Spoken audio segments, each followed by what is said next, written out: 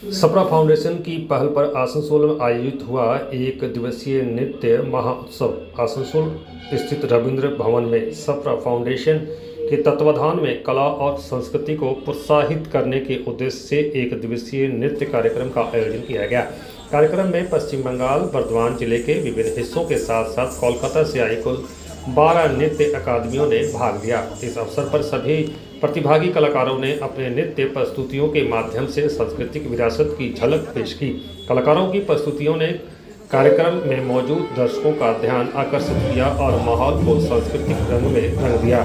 कार्यक्रम के आयोजक प्रमोद सप्रा एवं नीलम सप्रा ने बताया कि उनका हेरिटेज नामक स्कूल शिक्षा के साथ साथ कला और संस्कृति के विकास पर भी कार्य करता है। उन्होंने कहा, शिल्पांचल के ग्रामीण क्षेत्रों तक सांस्कृतिक गतिविधियों को पहुंचाना उनकी प्राथमिकता रही है और यह आयोजन उसी प्रयास का हिस्सा है। उन्होंने कहा, जानकारी देते हुए कहा कि सप्रा फाउंडेशन द्वारा इससे पहले ग्रामीण इलाकों में स्वास्थ्य जांच शिविर का आयोजन किया गया था, जहां महिलाओं को स्वच्छता से जुड़ी समस्याओं का सामना करना पड़ रहा था।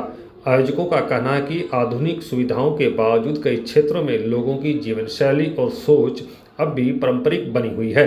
सप्रा फाउंडेशन का मानना है कि इस तरह के आयोजनों के माध्यम से लोगों को जोड़कर उनकी जीवन शैली और सोच को सकारात्मक बदलाव लाया जा सकता है और संस्था इस दिशा में लगातार प्रयासरत है।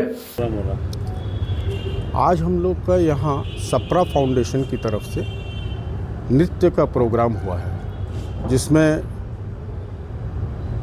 हमारा जो कल्चर है उसका नृत्य के अनुसार ये मंच 12 एकेडमी को मिला है परफॉर्म करने को। ये उद्देश्य नृत्य का तो है ही है, लेकिन ये उद्देश्य दूरअंदाजी का है, जहां हम लोग इसको रूरल एरिया में ले जाना चाहते हैं।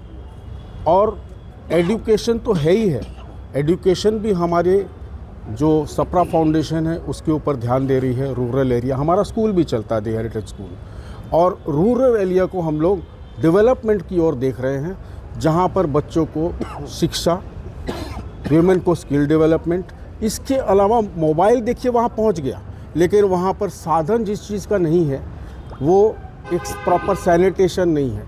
हमारी जब हेल्थ चेकअप कैंप वहाँ जाती है तो वहाँ पर उनको लेडीज़ को बहुत प्रॉब्लम होती है, वॉशरूम नहीं मिलता है, अगर मिलता है तो वो एकदम गंदा रहता है, तो वो जाना ही नहीं चाहती है। तो ये एक माध्यम है, एक नृत्य माध्यम बना है हमारे कला जो इन बच्चों की तरफ माध्यम है, उनके जो डांस एकेडमीज़ का, कि उनको ये प्लेटफॉर्म मिला है। वो भी ऐसे ऐसे बच्चे हैं जो जिनको ये स्टेज शायद वो सपना देखते होंगे कि हम लोग को रविंद्र भवन का स्टेज मिले।